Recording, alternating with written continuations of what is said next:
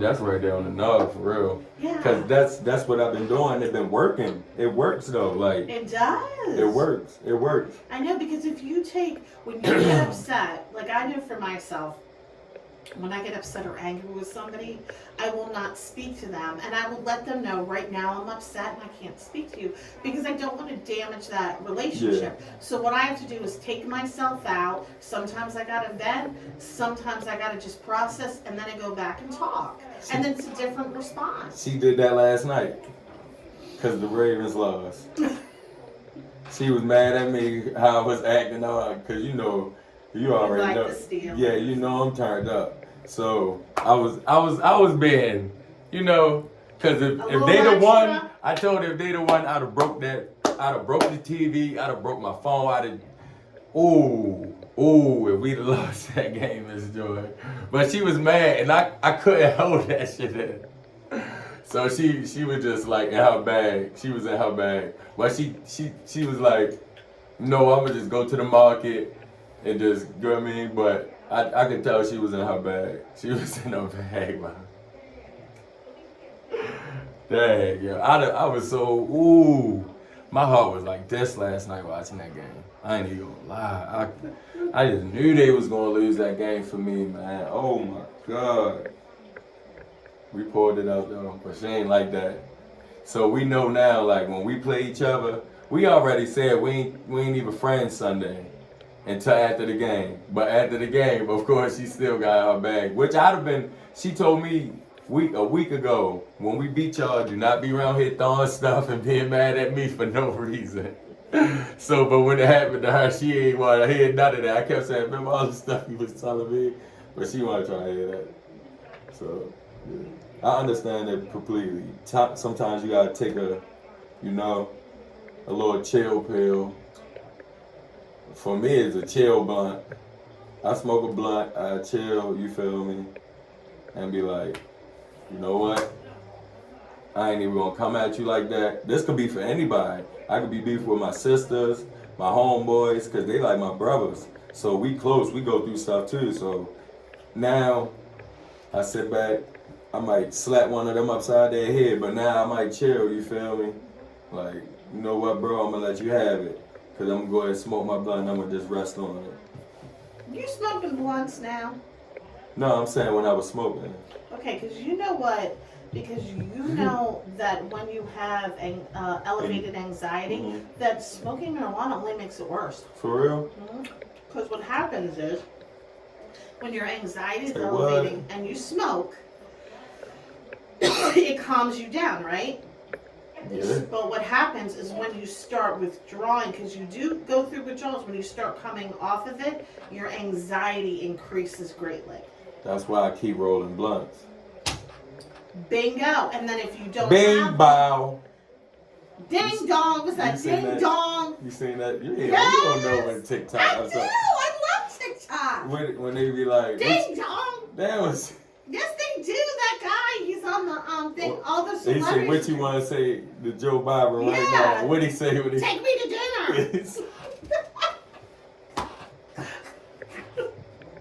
What you doing on TikTok? Love TikTok. But the thing is, and then what happens if you don't have it for a few days? You're probably not nice to be around. I'm horrible to be around. Yeah, exactly. Like, that's because your body is withdrawn. Only time I be good without marijuana when I'm in prison. Mm-hmm. When I was younger, when I was locked up out Towson, when I was in central bookings, when I went to the feds. Like that first week, I be angry. You know I'm on gang time, so I ain't trying to hear none of that. I'm on trying to get on the phone. I'm being a bully. But that first little week, I'm on bully. I be so angry, and then once that go away, you're withdrawing. Yeah, once I withdraw from the grass, hopefully I don't run across it in the jail. But most of the time, when I run across the weed in the jail, I don't smoke it anyway because I be scared they gonna piss me, and I don't want to go to the hole all the time. I keep going to the hole. So I don't want to keep going back and forth to the hole. But I don't know. I've been smoking since I was 11, so it's like hard to not smoke. Right. However, if you're doing other things, to help control that. See, the thing is Terrell, when you want to take something away, you got to put something in the place of it. So if you're taking away smoking marijuana, I'm gonna be drunk. yeah, no, that's even better, right? If you're taking away marijuana, you don't want to put another drug in the place of it. You want to put something healthy in the place of it. That's why I be trying to get with Planet Fitness. There you go. So the thing is so those endorphins that you're going to get when you go to Planet Fitness, that helps as well. But also taking your medication controls that anxiety, and dealing with your stuff helps your anxiety. Everybody suffers from anxiety. The thing about it is some of us have elevated anxiety, and it's harder for us to bring it down. And your anxiety is elevated probably because of the lifestyle that you led. You know, I mean, that's a very high stress lifestyle you're living. You know, and then you've had a significant losses in your life too, which contribute to that as well. And anxiety is fear, right? Which translates to anger, right? Mm-hmm. And typically men, they take their fear out and take their emotions out anger, you know? So, but what anger is a secondary emotion, where hurt and pain is the primary emotion. Oh, I like that. Mm-hmm. I like that. Hurt and pain, primary. Is a primary emotion. So when you're responding like that, and when you start realizing what your triggers are, it's probably because you have felt like you're getting attacked, or by something that she says to you has attacked you. So your automatic response is to fire back, because that's how you've protected yourself. And as a child, that probably kept you alive. Yeah, it did. However, as adults, and when we're trying to do the right thing, it hinders relationships and destroys relationships. Yeah, it did. It definitely did. I know I fucked up a lot back when I was coming up, dealing with females. I know I fucked up a lot. That's just because that's how I was, though. I used to say, oh, I'm a product of my environment. I actually believed that my whole life. You are a product of your environment. Yeah, but it seemed like However, other people grew up with me. I know people that grew up in the same hood I'm from. They probably ain't gangbang and do as much as like stuff as I was doing, but I know people from my hood that's like on fucking TV, like, you know, like I know people from my area that's in the NFL and that made it to the NBA and stuff like that. So. But that doesn't mean that they're not a product of their environment. Yeah, but I felt like I made it my excuse to be how there you go. I made it an excuse, a crutch. That was my crutch to say, Absolutely. oh, I could drop out of school because I had to do this. I ain't had no father and all that I could do. Like, I made that shit a crutch when really it's people that ain't had no father and stuff like that, and that's pretty successful and stuff like that. So I made it a crutch on to not going to school and to be a certain way and to act a certain way, and when really it wasn't. Right. I know that now when I'm grown, you know. Right. So. Well, at least you know it now. Yeah, I know it now. And so the thing is now making those changes so that you don't remain a product of your environment. Because what happens is then you change those stereotypes. You know, they're gonna look at me and already. Okay, but the thing is they're gonna look at you and already know. However, when you guys, number one, first of all, the statistics. Number one, you're an African American male. Number two, where you were raised, and number three, you were incarcerated. Okay, so already there, you're down. Like you're on the bottom of the totem pole. Mm-hmm. However, when you complete probation, become a productive member of society, raise your daughter well, then you start changing, or in her life, then you start changing those statistics. And you start changing those stereotypes. Because stereotypes are based out of some truth, right? Yeah, of course. Not all truth, but some truth. It's some truth. It's like a joke. Absolutely, when you start changing those stereotypes, that's when people start seeing you differently. And just because that was your reputation doesn't mean that you can't create a new reputation for yourself. Yeah. You know, and change. I always been a stand up kind of guy. You know, like I always been a stand up kind of guy. No matter if I was doing the worst or the bad or the good, like I'm always still like respect out of this world, you know, stuff like that. So I always try to look at myself as not just like your average gangbanger from West Baltimore, you know, like that was on probation and doing. I don't look at myself like an average guy at all. Like I just don't. So what do you look at yourself as? Whew. Like The Rock. You know when The Rock walk down, like in wrestling when and everybody get up and they do like that. And y'all go crazy. That's how I feel like about myself. I feel like I could be Stone Cold, The Undertaker, and everybody else.